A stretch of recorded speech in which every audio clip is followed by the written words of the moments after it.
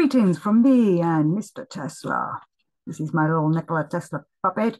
It was all part of the promotion I made for my book Tesla and Twain, which has just now been re-released. Hurrah! In paperback. It was in paperback. The print run out quite a few years ago, so I just put it up as Kindle. But to celebrate Tesla's birthday, I've also put it out there as paperback. It's all about Nikola Tesla and his friendship with Mark Twain, and he discusses lots of things about Tesla's ideas and inventions. But I wanted to talk today a little bit about Nikola Tesla and his mind and what was going on with him. I know many of you know who Nikola Tesla is. He's the inventor from the 1800s who gave us electricity, gave us the AC/DC, created the alternating current, so we have the electricity that we have today. He also invented various other machines that we need, Tesla coil. Without his ignition system, we probably wouldn't have the car system that we have today, though he was trying to build an electric car, not like the one that's being sold by Tesla today. He had a slightly different version of the Tesla car. Well, obviously Tesla car because it was in his name. But many people are quite astounded about how he says he got his ideas. They just came to him like thought forms, but not just an idea ping into your head, which is quite weird. He was suddenly taken over in a way. He suddenly had these flashes of lights all around him. Kind of sounds like he was starting to have an epileptic fit, but it didn't turn into an epileptic fit. Instead, he was suddenly given a vision of maybe a machine or an invention that had not yet been created, was put into his head. But he also says it appeared to him in front of him. So he was not just seeing these things. It was like he was being, was it a hallucination? I'm not sure. I'm still trying to work this out myself because the way he discusses it is as though it was actually there in a 3D object. And I've got a little quote here from him, though I will need my glasses. So he says about this, he says that so there were strong lights that were coming, he was discussing. These strong lights covered the scenes of real objects. So he says these flashing lights appeared around him and covered up the world that he was seeing. So like if this was happening to me, this room would disappear. And he says, and simply the lights, right, these strong light flashes covered the scenes of real objects and simply replaced my thoughts. These images of things and scenes have the character of reality. It's like he's being taken into another realm. And I've been discussing with various people over the years, and I've done a few shows on this for myself about all these other realms, the elemental realm, the astral realm, the etheric realm, and so on. All these realms are interlocking with our world. We're in the physical, the denser realm. And all these other realms, as they go out, though they're interacting with us, it's kind of strange. It's like sometimes hard to get your head around that these worlds are all within each other. And in many of the ancient wisdom books, they discuss about how there's 7 realms to every world, every planet. So Earth has 7 realms, including the one Earth realm that we're all aware of, the physical, I'm sitting here on this chair in this room, the one that most people, that the sheep of this world sit through and are part of. But we know of mediums who can connect with the spirits in the spiritual realm, which is also connected to this realm. And Rudolf Steiner discusses the etheric realm, which is where not necessarily spirits of the dead, I'm still getting my head around this myself, but other beings are. He said this is where he says the Christ has gone. Christ is in the etheric realm of our earth. And the etheric realm is also the world that gives us all life. It's like the living energy that each of us has. We all have an etheric body, which keeps us living, working, being, being a person, operating our physical body as such. And so Tesla, I wonder, was he entering other realms? But he seems to be doing this without his own intention. It's as if something else is giving him the information. And he does discuss this. Let me just go back to my quote again. He talks about how another being, he says, where is it?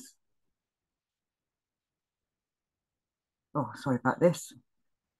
So there is appearance of images often accompanied by strong flashes of light.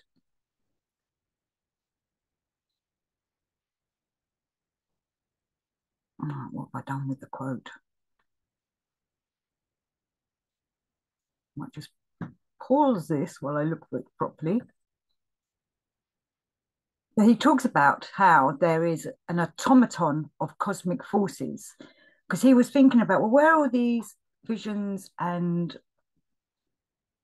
occurrences that were happening to him coming from? And he believed that he was an automaton of cosmic forces. He was like the automaton, the puppet that was being puppeteered by the cosmic forces, which he seems to discuss that it's some kind of creator being, so a god of some kind, maybe. His father, we've got to remember, was a Serbian priest. What I also find interesting is that he's not the only one that seems to get taken, because he talks about being taken into other realms as well, and going and living in other cities and meeting other beings that are not of this world. Well, he doesn't say if they're not of this world, because he doesn't mention if they're human or not, but he talks about being taken to other places and interacting with them as if it was real on this world. But another person that used to do that is David Bowie. David Bowie, one of the greatest creativity artists of our last century and this century. You know, the comedian that could don on other suits and become somebody else. But he used to talk about how he would be sitting in a room, starting visualizing perhaps a door or window in front of him. He might even, well, I think he even says he sometimes used to draw a door on a wall and then sit there and be able to take himself through that door. So this must be an astral body going through and reaching other realms. And this probably did, well, I'm pretty sure it influenced all his music and his creativity. And this is the same thing that's happening with Mr. Tesla. He's being influenced by what he's encountering from other realms. And maybe he was just attuned enough to be able to receive that. Maybe we're all too tense and too caught up in this realm to be able to pick up these other realms coming to us, or these other voices or visions coming to us from other realms. Is it something we want to happen to us? I don't know. Would you be able to cope with suddenly having these flashing lights and then suddenly you're somewhere else in a completely different realm, interacting with people that are not of this earth, going to visit cities and places that are not of this earth? It might be quite exciting, quite interesting, but I suppose you'd have to have the courage to do this kind of thing.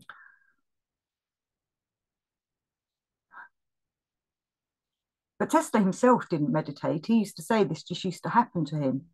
And the only warning he had was the sudden flashing lights coming at him into his mind, you know. And I would love to interview him and ask him, did he lose time? Did this ever happen when he was with other people? Did people notice he suddenly seemed to like phase out, or wasn't a part of what was going on in the room with other people? They used to talk about this with William Blake, of that he used to talk to people that weren't there, because William Blake also saw people from the spirit realm, but he was definitely saying they were dead people. But he found it difficult to decipher who were living beings and who were dead beings. And this obviously seemed weird when he was out and about with other people and suddenly he's talking to someone that nobody else can see. This is why some of his friends, contemporaries, people around him, people that perhaps found it all a bit unnerving. So maybe that's why they didn't want to hang out with him too much. But they must have found it very weird that suddenly he's talking to people that nobody else can see. Was that what was happening to Tesla? Or did it all happen in an instant for him? Maybe he'd go off, I don't know, half an hour into another realm, but when he came back, it was still the same time here. So he wasn't actually losing any time. I don't know. I need to well, I'd love to speak to him about this. I have read his biographies, which is where I got these quotes from, but he doesn't go into details like that. It's more him pondering as to why is this happening, who is giving him these ideas and these visions, and where is it coming from? And he seems to be indicating that he believes in that there's this creator source. But he also talks about a consciousness that runs throughout the universe that we can all connect to and that he can connect to, obviously. And this creating universe is an ongoing thing. So I think what he's trying to say is that the universe is not fated, not everything is set in stone, that things are changing all the time. And this creator of the universe is as if he's witnessing, taking part, being a part of and experiencing the universe. Which is all quite interesting, isn't it?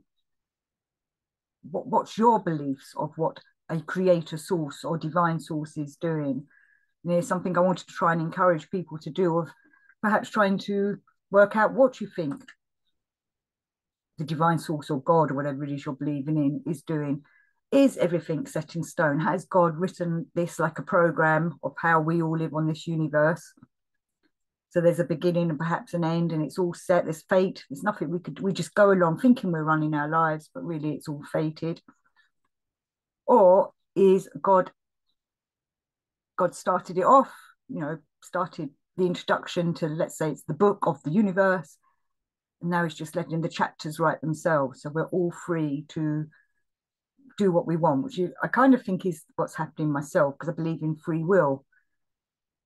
Or are we being manipulated like puppets, which Tesla seems to be suggesting was happening to him, being an automaton of this cosmic creator? And I know I've got here this puppet of Tesla, which I use for promoting my books and films on Tesla. But it's something to be pondering on. And the same with David Bowie. How come he was able to enter these other realms? Was it too much cocaine, too much drink and drugs? Or are you able to do that? I've managed to enter other realms, but normally when I've had a mushroom trip, I find it very difficult to do that kind of thing in my own meditations or my own sittings. I seem unable to step over the threshold. I seem unable to lift that vow. It happens sometimes, but rarely. I do get, when that does happen, can't deny that I get, how to explain it. It's not just knowledge, revelations, I suppose I should call it. But like I say, it doesn't happen that often to me. And I wonder also if on this planet there are certain portals you can go to that can be opened at certain times of the year. This is maybe why equinox and solstices and things like that are very important. But that didn't seem to be, well, as far as I know, what was happening to Tesla. Again, I would like to speak to him. I wonder if he kept a diary of when these things were happening to him. It'd be great to be able to do an astrological chart of, Tesla went off on this vision that day at certain such and such a time, just to see if there's some kind of alignment of some kind.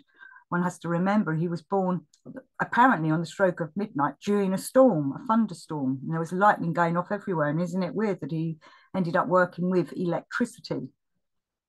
And that's what he was famous for in his day. And one must remember that when Tesla was around in the 1800s and 1900s, he was a famous man. He was known everywhere. Everybody knew who Nikola Tesla was. He kind of got forgotten a little bit, but now his name's back up and has been for the last 20, 30 years. He's being remembered again and acknowledged for all the great work that he did.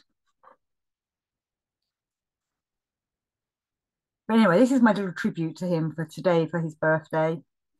And as I say, my paperback book of Tesla and Twain is now available again, though it's still also available as an ebook. And hopefully this video gave you a few ideas to ponder on. Maybe go and draw yourself a door or a window on your wall and see if you can walk through it. But do come back and let me know what happened. I'd love to hear of your adventures. So from me and Nikola, adios, and until next time.